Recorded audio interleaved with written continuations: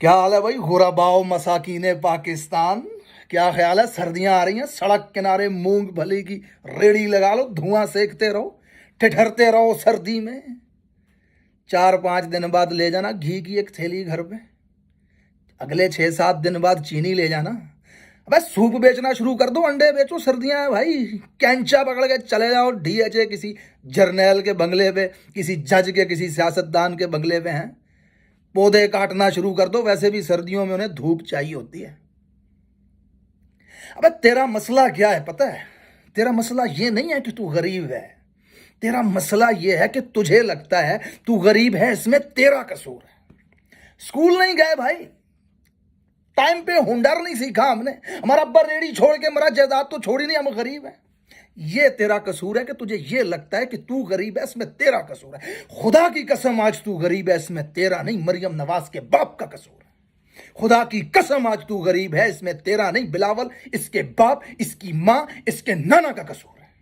ان چور، کرپٹ، غدار، بکے ہوئے دلال سیاستدانوں کا ہے جس نے تجھے، تیرے باپ کو ساری نہیں اٹھانے دیا غربت سے۔ نوچ نوچ کر کھا گئے ہیں 70 سال سے تجھے۔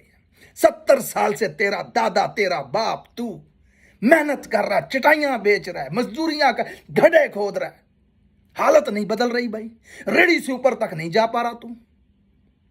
بھائی یورپ میں جا، امریکہ میں جا، خدا کی قسم 2 سال وہ محنت کر، 2 سال جو پاکستان میں کرتا ہے، اپنی گاڑی، اپنا گھر خرید لے گا تو۔ اللہ کی قسم کسی بھی ایسے ملک میں چلا جا جہاں پہ دلال جج نہ بیٹھتا ہو، جہاں پہ قلم فروش غدار صحافی نہ ہو، جہاں پہ چور کرپٹ سیاستدان نہ ہو، جہاں پہ بزدل جرنیل نہ ہو، خدا کی قسم ایسے کسی بھی ملک میں چلا جا، 5 سال محنت کر، اللہ کی قسم 5 سال مزدوری کر، وہی مزدوری جو پاکستان میں کرتا ہے تو۔ کروڑوں روپے کا پیٹرول پمپ خرید لے گا تو، کروڑوں روپے کا پیٹرول پمپ۔ پاکستان میں کیوں نہیں؟ کیوں نہیں پاکستان میں؟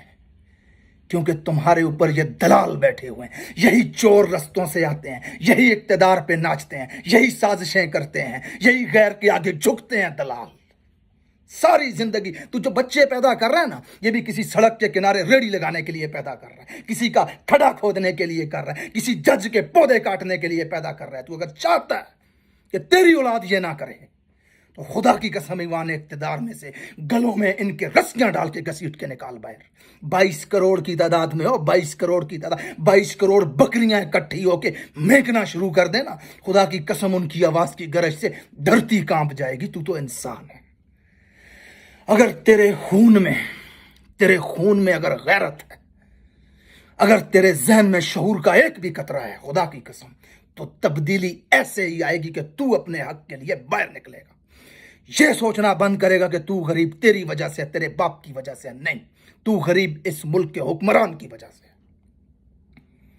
اور جس دن تو اپنا بدلہ لینے جائے گا نا ان سے، اس گنے چنے 2 خاندان جو اس وقت ملک میں اقتدار پہ بیٹھے ہوئے ہیں اور اپنی چھاونیاں بنا کے بیٹھے ہوئے ہیں پورے ملک کے اندر، ملک کی حدود اربع کے اندر اپنی چھاونیاں، ہر علاقے میں اپنا وڈیرا چھوڑا ہوا ہے انہوں نے۔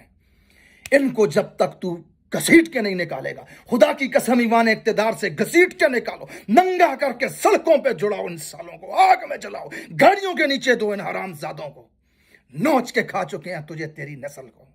یہی ایک طریقہ ہے اگر تم پاکستان میں انقلاب چاہتے ہو۔ جب تک اپنی حالت بدلنے کی خود کوشش نہیں کرو گے، تمہاری حالت کبھی نہیں بدلے گی، ورنہ تم بھی اسی طرح غلام پیدا کرتے رہو گے کسی سڑک کے کنارے ریڑی لگانے کے لیے، یا کسی جج، جرنیل، سیاستدان کے گھر میں مالی پیدا کرتے رہو گے تم۔